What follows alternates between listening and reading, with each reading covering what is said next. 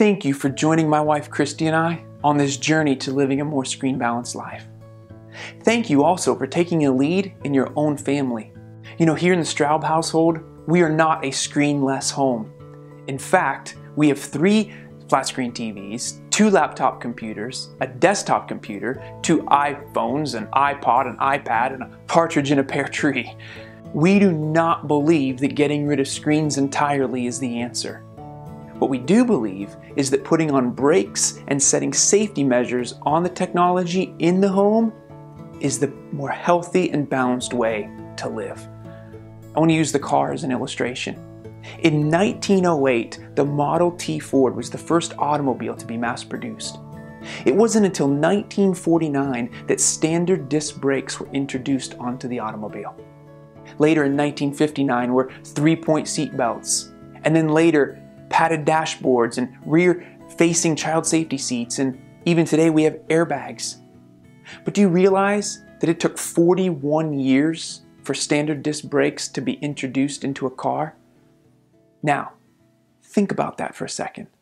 The automobile industry realized that if they started putting brakes and safety measures on cars, they could save physical lives. I believe the same is true for technology today. That if we begin to put brakes and safety measures on the technology in the home, we can save the emotional and spiritual lives of a generation. It's not that cars are bad. Cars are great tools for us to be able to get from point A to point B, to be able to visit friends and family from long distances. There's a lot of good in it. But unless we set brakes and put on safety measures, they have the power to take over our lives. Let me use another example. Do you realize that the chief technology officer of eBay, as well as executives at Yahoo, Apple, Google, and Hewlett-Packard, all send their kids to a 9-classroom school where technology is totally omitted? It's powerful. Bill Gates only allowed his daughters on the internet 45 minutes a day. And they weren't allowed to have a cell phone until they turned 13. And when they did, they were only allowed to use it as a cell phone. Think about this.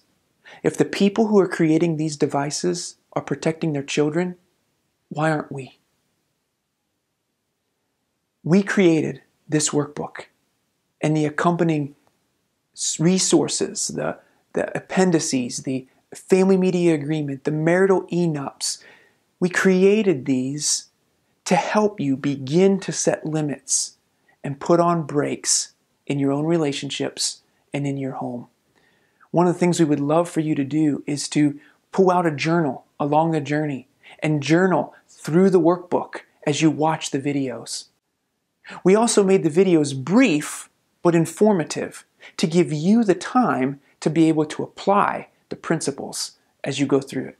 Our goal is to instruct you, to exhort you, and to come alongside you as an advocate for setting healthy limits in your family in the 21st century. I want to ask you a few questions. How are you doing with technology?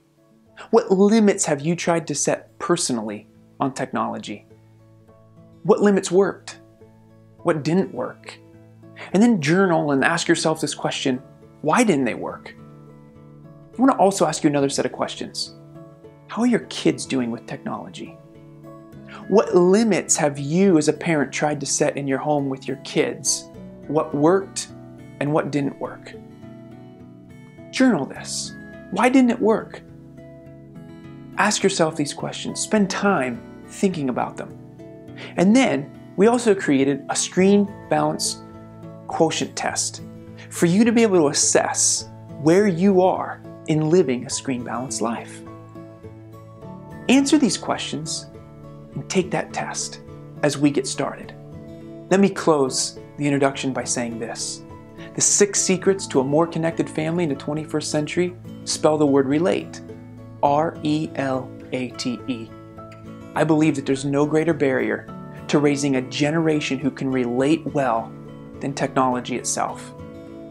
Thank you for joining this journey with us to raising a generation who can love well, who can relate well, and who can serve others well.